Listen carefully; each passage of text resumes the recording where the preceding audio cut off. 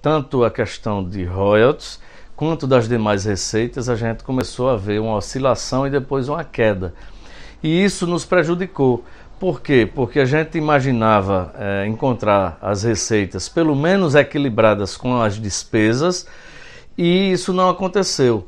A nossa expectativa era de ter uma receita boa, tanto é que nós fizemos uma reforma administrativa para corrigir algumas distorções salariais de um diretor de escola, por exemplo, receber menos do que um servidor, do que um ASG, né? Então a gente tentou corrigir algumas distorções como essas, e essa correção nos custou caro, porque nós fizemos a correção, mas em contrapartida houve uma queda de receita e aí atrapalhou todos aqueles projetos que a gente tinha para começar o primeiro ano de gestão, e isso aí terminou atrapalhando, e essa queda de receita, por incrível que pareça, ela foi se acentuando e foi frequente, não houve uma oscilação para voltar àqueles anos de ouro da Prefeitura de Macau, quando você contabilizava só de royalties 3 milhões e 800, 4 milhões, receita bruta total entre 8 e 10 milhões,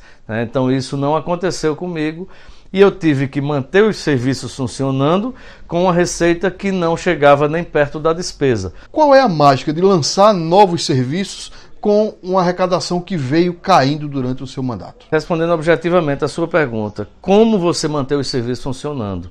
Nós mantivemos o transporte escolar, mantivemos o transporte da saúde, um pronto-socorro funcionando 24 horas por dia, carros-pipa abastecendo as comunidades onde não chega água encanada. Todos os serviços nossos estavam funcionando, estiveram sempre. Tivemos uma desconstrução de imagem, né, ao longo desse período, e quem estava fora imaginava que Macau estava numa catástrofe, um caos, uma situação realmente de terra arrasada. Isso nunca aconteceu na cidade de Macau. Tivemos problemas, tivemos atraso de salário, tivemos problema de atraso com nossos fornecedores, com os prestadores de serviço. Eu nunca escondi isso de ninguém. Mas nós, com todos esses problemas, mantivemos os serviços funcionando. Nunca deixamos o hospital sem ter médico. Pelo contrário, 2 médicos na porta de entrada. Todos os 11 PSF funcionando com médico e com dentista. Aqui e acolá faltava um médico. Faltava como? Ir embora, porque não era interessante o médico, mesmo ganhando um salário de 10 mil reais, não era interessante porque ele ficava preso, não podia ter outra atividade. Mas todos os PSF com médico, com dentista, o nosso CEL, que é o Centro de Especialidades Odontológicas, funcionando, com todos os dentistas, inclusive para pessoas com necessidades especiais, para crianças, né, a odontopediatria. Ou seja, a gente teve uma cidade com tudo funcionando. Mas você que estava fora, imaginava, recebendo informações pelas redes sociais, que a cidade estava um caos, um desmantelo grande. Isso nunca aconteceu. Nós tivemos problemas, temos problemas, mas nós tivemos os serviços todos funcionando e tentando cada vez mais aperfeiçoar e atender com novos serviços, como é agora a Macau Pet, que é uma clínica veterinária municipal, que vai funcionar justamente atendendo os animais de pequeno porte gratuitamente, com veterinários, 2 veterinários, toda uma equipe de apoio. Tecnicamente busquei informação e apoio e respaldo do Conselho Regional de Medicina Veterinária para que a gente possa fazer a coisa toda corretamente e amparada legalmente, para ofertar um serviço que nem todos podem pagar. Uma das coisas que se fala muito, que se propaga muito, é sobre a maternidade que continua fechada. Como é que o senhor resolveu, como é que o senhor está equacionando essa questão da maternidade? A maternidade José Varela, ela é tradicional na cidade de Macau. Ela foi fechada em 2015. 2016, o ano da eleição, permaneceu fechada. Quando eu assumi em 2017, eu não reabri a maternidade enquanto prédio, mas botei para funcionar o serviço de obstetrícia no Hospital Antônio Ferraz. Se você procurar alguma matéria sobre parto em Macau em janeiro de 2017, você vai ver que no dia 19 de janeiro de 2017, antes de eu completar um mês de mandato, estava nascendo crianças em Macau pelas mãos do governo do município. Então não abri a maternidade física, eu abri o serviço de obstetrícia no hospital. E de lá para cá a gente já teve mais de 300 crianças que nasceram. Tem tudo catalogado. Isso no hospital. Tivemos a dificuldade, por que não abrir a maternidade mesmo, no sentido lá da maternidade Zé Varela? Porque a gente está contando com pouco dinheiro e contando com uma única estrutura. A estrutura do pronto-socorro, que já tem um centro cirúrgico. Se a gente fosse... E conta com o quê? Com o pessoal de ASG, com o pessoal de apoio, enfermeiro, técnico de enfermagem, todo o pessoal no mesmo local que é o Hospital Antônio Ferraz. Se a gente fosse levar para outro local, seria o custo dobrado e a gente não tinha condição. Então, eu penso ainda em reabrir fisicamente o prédio da maternidade. Mas enquanto isso não acontece, as crianças não deixarem em nenhum momento de nascer em Macau, porque nós temos um serviço de obstetrícia funcionando, inclusive um médico que é conhecido aqui em nossa região, que é o Dr. Luciano, do Luciano Lopes, com toda a sua equipe, né, do ex-prefeito de Jucurutu, com toda a sua equipe no Hospital Antônio Ferraz, fazendo parto, fazendo pequenas cirurgias eletivas. Como é que foi pensado essa questão de combate à Covid-19 para Macau? Hoje tem dinheiro em conta para o combate ao Covid, mas nós não tínhamos. Então a gente fez imediatamente uma barreira sanitária, isso é atitude. Fizemos todo um trabalho de conscientização, um trabalho junto à cidade para que pudesse a distribuição de máscaras, de EPI para os profissionais. Nós fizemos a distribuição fomos pioneiros inclusive para os profissionais da saúde, de EPIs como aquele protetor facial, máscaras de qualidade, enfim, tudo que era possível fazer para proteger os nossos profissionais e também a população nós fizemos. Nós fomos pioneiros no processo de desinfecção de locais, de áreas públicas, e aí fomos pioneiros também no caminhão Show Corona, que é justamente fazendo a pulverização nas frentes das residências, entrando inclusive o líquido para matar o vírus nas residências. Hoje nós temos o hospital de campanha com 20 leitos e uma equipe à parte, né? Com médico, com enfermeiros, com técnico de enfermagem, com SG, uma equipe à parte. O hospital de campanha fica aqui e o hospital físico Antônio Ferraz aqui. Ele fica em paralelo, mas funcionando de forma independente, né? Nós fizemos um processo de recuperação e de mudança nas enfermarias no hospital. Para quê? Para que a gente possa ofertar UTI. Nós vamos sim abrir leitos de UTI em parceria com o governo do estado e com o governo federal. Isso também por quê? Porque a gente atendeu a muita gente, mas em alguns momentos a gente não podia atender porque não tinha UTI. A gente vai ter UTI agora. Então temos um centro de isolamento social que é inédito no Brasil, que é um centro de isolamento social, fica lá na praia de Camapum. A pessoa está com o Covid, mas está ou assintomático ou está bem. Então ele não volta para casa para poder contaminar os seus familiares. Ele vai para esse centro de isolamento, lá tem alimentação completa, tem uma equipe de enfermagem, ele fica recebendo a medicação prescrita pelo médico, ou seja, todo um processo de acolhimento para que a gente possa realmente fazer a diferença. O mercado, a feira, os comerciantes, a gente distribuiu a ivermectina, né? Que ela não cura, mas ela combate os efeitos, ela eleva o sistema imunológico, consequentemente melhorando a capacidade de enfrentamento do corpo diante do vírus. E tivemos várias outras situações que eu até esqueci de falar, porque foi tanta coisa que a gente fez com aqueles lavatórios colocados em pontos estratégicos da cidade. Enfim, várias ações que nós tomamos para proteger, porque o vírus você precisa a proteção, você evitar pegar, né? Depois que pega você precisa do tratamento e o acompanhamento. Então fizemos tudo isso para proteger os nossos irmãos e irmãs macauenses do coronavírus, porque ele veio com força realmente, as pessoas não estavam acreditando na sua capacidade de matar, né? E depois começaram a ver e começaram a se preocupar. Então a gente foi pioneiro em uma série de serviços que nós mantivemos de proteção aos idosos, às pessoas de risco. Fizemos drive-thru para fazer teste rápido nos idosos, em todos os profissionais que trabalham na saúde de uma forma direta, na Guarda Municipal, nos agentes de trânsito, nos agentes de endemias, agentes de saúde, enfim, tudo para que os nossos profissionais pudessem estar protegidos para proteger a população macauense. Então a gente fez o que foi possível e ainda estamos fazendo. Eu fui bater em Campina Grande um dia desse porque eu vi uma reportagem a respeito de uma máscara que ela é produzida com a quitosana, que é uma proteína que vem da casca do camarão, e a quitosana mata o coronavírus. Então, já fui lá no laboratório, a CT Bios, que é o laboratório lá em Campina Grande, a gente está providenciando a parte legal para adquirir essas máscaras e trazer para a cidade de Macau para proteger a população e os nossos profissionais da saúde também. Então, tudo que foi possível e o que está sendo possível fazer, o que de novidade aparece, a gente vai atrás para poder trazer para Macau, para proteger o nosso cidadão, a nossa cidadã. Macau enfrenta agora a saída da Petrobras. E o senhor teve uma reunião com os representantes da Petrobras no estado.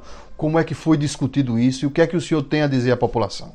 Não é a Petrobras que vai sair levando tudo. Sai o nome da empresa.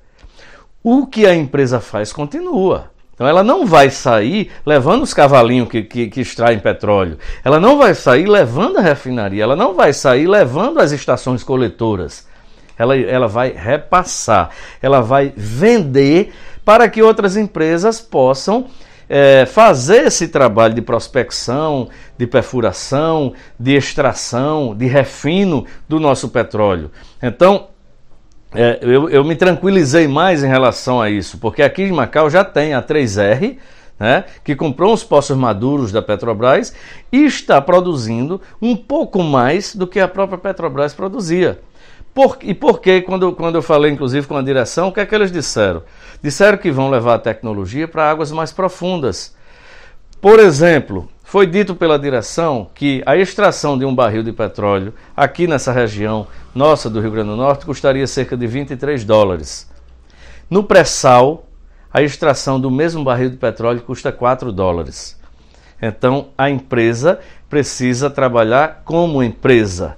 Se eventualmente dá prejuízo numa situação como essa, eles vão repassar. E aí qual é a diferença? Você vai dizer, mas uma empresa que vem para cá não vai ter prejuízo não? Não, porque o que a Petrobras gastava, investia para extrair um barril, vamos dizer assim, envolvia 10 profissionais, estou falando hipoteticamente, essa empresa vai extrair 2 ou 3 barris com 5 profissionais. É assim que funciona a iniciativa privada, no sentido de que gastar menos para produzir mais. É a questão da eficiência. Perguntei sobre os empregos, para a gente também não sofrer com o desemprego em nossa região. Está garantido que boa parte de quem está terceirizado da Petrobras vai para as empresas que vão terceirizar também. E o servidor da Petrobras, ele tem a opção de sair recebendo aquela grana de uma demissão voluntária, consensual, e tem também a oportunidade de permanecer na empresa. Vai ser uma escolha dele. Como Túlio Lemos e o grupo de situação está se preparando para enfrentar a reeleição? Nosso grupo está coeso, eu sou pré-candidato à reeleição, é um direito que me assiste para levar minha mensagem à população, fazendo o que eu estou fazendo aqui, com sinceridade, com transparência, pedindo comparações, inclusive, sem precisar citar nome de ninguém, porque eu fui um prefeito que na campanha, um candidato que na campanha não falei de ninguém, e como prefeito, todo prefeito assume, faz auditoria, faz todo um carnaval contra os seus antecessores. Fiz absolutamente nada contra ninguém. Segui em frente porque eu achava que você olhar para frente é mais interessante do que você estar preocupado com o retrovisor, no sentido de buscar algo que possa comprometer seus adversários ou da hora ou futuros. Então eu estou pronto para discutir. Já disse aqui em Macau, nós temos hoje aí posto, pelas redes sociais, nós estamos aí com 10 ou 11 candidatos. Eu que fiz o desafio, não por presunção, por arrogância, nem qualquer coisa do gênero, mas sim que me deu a oportunidade da gente debater. Eu quero debater com todos os 11, com todos os 10, que eu serei um deles. Estou pronto para debater, seja individualmente, é só marcar hora, dia e local que eu estarei lá, porque eu preciso passar, inclusive a Macau, que muitos desconhecem, porque foi feita essa desconstrução de imagem, como se a cidade tivesse um inferno, um absurdo mal do mundo, e eu preciso passar a Macau verdadeira, a Macau que funcionou o tempo todo, a Macau que estava longe das páginas policiais, a Macau que trabalha com seriedade, com pouco dinheiro, fazendo com que as coisas funcionem. Eu preciso passar isso e preciso olhar frente a frente, o meu suposto adversário, perguntar para ele justamente se ele tem conhecimento dessas coisas, se ele tem conhecimento da nossa receita e como é que ele faria se ele estivesse no meu lugar. Então é simples assim. A gente vai de cabeça erguida, né, de coração aberto, para fazer um trabalho, quando a Justiça Eleitoral permitir, de principalmente conscientização. Nós precisamos conscientizar a cidade do que aconteceu nesses quase 4 anos de mandato. O que nós fizemos, o que nós deixamos de fazer e por que nós deixamos de fazer aquilo que nós nos propunhamos a fazer e não conseguimos pela ausência de recursos. E aquilo que a gente não conseguiu fazer em um determinado momento, como essa questão do mercado, por exemplo, e que a gente vai fazer agora. Até porque as pessoas ficam colocando que não pode fazer isso porque é eleição. Você fazer o certo não tem hora, não tem calendário. Até porque eu fui eleito para um mandato de 4 anos. Meu mandato termina em 31 de dezembro de 2020. Então, tudo que eu possa fazer até lá, de certo ou de errado, eu sou o responsável. E as pessoas dizem, está fazendo isso agora que é campanha? E aí eu volto para aquela informação que eu dei há pouco tempo. A primeira criança que nasceu com a maternidade fechada em 2015, a primeira criança que nasceu com o serviço de obstetrícia aberto em 19 de janeiro de 2017. Quem age assim, não pensa em relógio de eleição. Se eu fiz isso no primeiro mês de mandato, que eu poderia, do ponto de vista estratégico politicamente, que fui até orientado por alguns para isso, não, rapaz, não abra agora o serviço de obstetrícia, não. Deixa os meninos começar a nascer fora e o povo vai criar aquele clamor. Aí quando o povo criar o clamor, começar a pedir que abra, aí você vem e abre. Eu não esperei isso. Eu abri, repeti, a primeira criança nasceu, depois de 2 anos da maternidade fechada, a primeira criança nasceu no dia 19 de janeiro de 2017, antes de eu completar 1 mês de mandato. 1 mês. Então quem faz isso não se preocupa com data de eleição. Quero fazer o que é certo, quero fazer o que é justo, né? O que é correto, o que tem amparo legal. E para isso, Deus me permitiu esse tempo todo, né, diante de tantas injustiças, tantas calúnias, tantas acusações infundadas, tanta leviandade, né, tanta desconstrução de imagem, Ele me permitiu chegar aqui inteiro, de pé, altivo, né, para dizer à minha cidade que eu continuo o mesmo, minha vida é a mesma, né, minha vida é a mesma, não mudei absolutamente nada. Continuo o mesmo Túlio que foi para a rua em 2016, é o mesmo, com a mesma vida, com a diferença de que hoje eu posso me apresentar dizendo o que pôde ser feito pela cidade de Macau, né? E também o que não pôde ser feito de forma transparente. Para encerrar, eu fui o único prefeito que pediu desculpas publicamente por erros que cometi. Não existe nenhum prefeito, porque o prefeito acha que ele está num pedestal, e nesse pedestal não cabe erro. E quando você erra, você é prefeito, você não erra, alguém errou por você. Eu fiz o contrário. Nenhum secretário meu foi culpado de nenhum erro. A culpa é minha. Do que foi erro, a culpa foi minha. Do que foi acerto, foi da gestão. Obrigado a você, Tibério, Gustavo. Agora, a questão é a seguinte, você falou aí de comunicação, né, que eu sou da comunicação, mas parece uma coisa, Casa de Ferreira, Espeto de Pau. Eu passei mais de 1 ano sem dar entrevista, você acredita? Sofrendo calado, sem compartilhar, inclusive, com a cidade, mostrando isso, olha aqui a receita, olha a despesa, olha a nossa situação. E isso fez com que uma versão apenas fosse construída e alimentada de que Macau estava um inferno e de que nada funcionava. E aí, tudo é no tempo de Deus. Eu não uso nem relógio, o relógio é o de Deus. Quando Deus diz, fala agora, aí a gente tem que falar. E Ele fez com que eu começasse a falar e, absolvido, né, pelo Espírito Santo, eu pudesse dizer a minha verdade. Pode ser que alguns não concordem, pode ser que alguns digam que ela não corresponde à realidade, isso é um direito de cada um, mas é a verdade e ela vai ser levada a cada lar macauense. Sabe por quê? Porque essa verdade, ela está pronta para ser contestada. Tudo que eu disse aqui, eu enfrento qualquer um que queira contestá-la, né? E eu, como sempre disse, a gente vai vencer essa batalha toda que se transformou aqui na cidade de Macau, porque eu disse desde o início, para Deus nada é impossível. Esse foi o prefeito de Macau, Túlio Lemos, que falou para o portal Notícias do Vale. Até a próxima.